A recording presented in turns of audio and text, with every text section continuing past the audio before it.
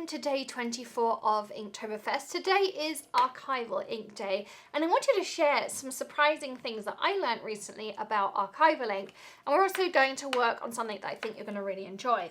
So did you know that first of all you can blend archival ink? These polka dots on my mug here were done in Archival Ink, and then I added an enamel dot in the middle.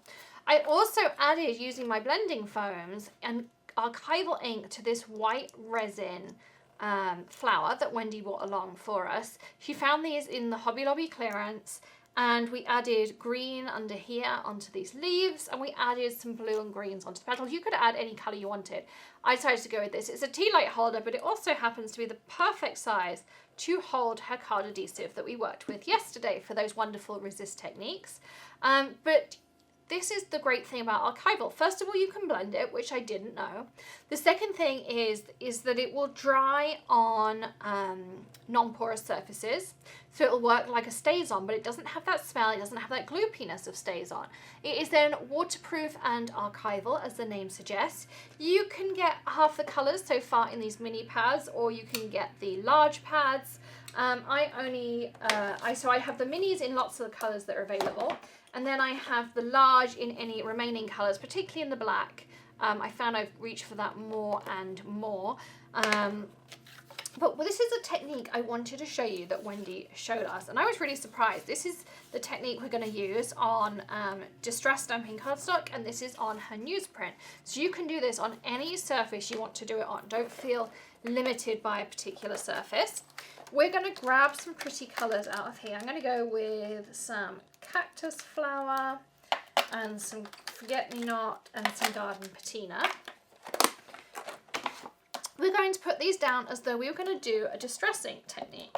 So I'm working on my glass mat. You could work on whatever surface you have to hand. You just want it to be something non-porous. You can work on a Ziploc bag, you can work on a plastic sheet, you can work on all sorts of things. We're then going to spritz this with isopropyl alcohol. And I currently have some distress stamping cardstock that I'm going to put in here. And I'm going to attempt to pick this up, she says. And so you can see how you've managed to ink smush using some isopropyl alcohol and those beautiful archival inks. I'm going to try and pick up anything that's remaining over here. And I'm going to just give my work surface a wipe over because I don't want to transfer ink to anything else.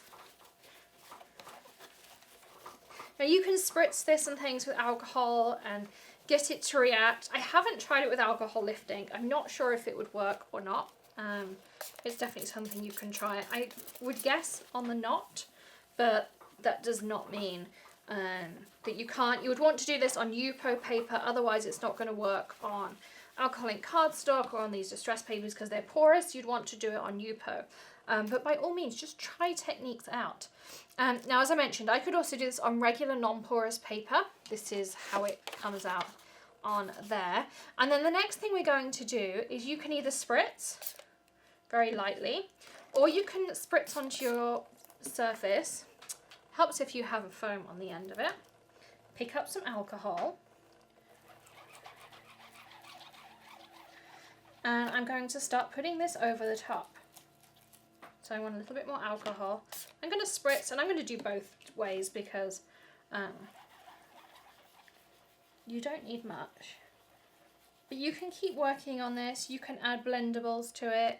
You can do all sorts of things. But what you'll notice is by adding that alcohol on there and removing that, I've made that ghost image of our stencil. So this was that stencil I started with, which is that same grid that we used yesterday. Check out the description, the top right hand corner up there now for that video from yesterday. You also want to check out our video from the day before where we did an overview of the Wendy Vecchi range, and we also worked with some blendables. Again, top right hand corner, and on the end of the video on one of the cards there'll be our complete Inktoberfest playlist that will be adding all of those videos too. But this was just a really fun thing that I didn't know archivals could do. So yesterday's video we went through lots of things that the blendables can do. There's lots of fun things in there. There's an awesome card adhesive. Now if you did that same as yesterday where we put the glue through our stencil, and we wanted to stamp on this. I couldn't really stamp on this with my blendabilities because it's just going to rub straight off the glue, hence the resist. But if I wanted to stamp on there and I use my archival inks, it's going to work perfectly. So when you've done this technique and now you want to add pretty things to it, imagine adding this gorgeous flower line, or adding the lace to it, all sorts of different ones here.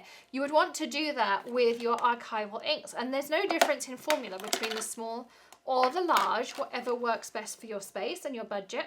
I like having the small ones where I can, but for the colours that aren't available yet, I go with the large, and I will always keep my black large archival pad. But there you go, you can create your own alcohol lift techniques, and if you don't have alcohol inks, you can create your own using those archival pads. So I hope you've enjoyed today's tutorial. Don't forget to also check out Wendy's in the link blog post in that description below. You'll also find there's a Tonic coupon of the day there, and we will also have our Alan Hudson Inktoberfest coupon there too for 10% off your entire purchase. Check those out, check out Wendy's video, check out all those supply links for you. Everything in this video will be in order of the video in that description below. Hit that subscribe button and ring the bell for future Inktoberfest videos and beyond.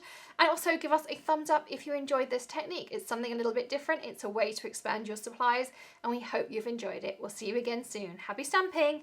Bye.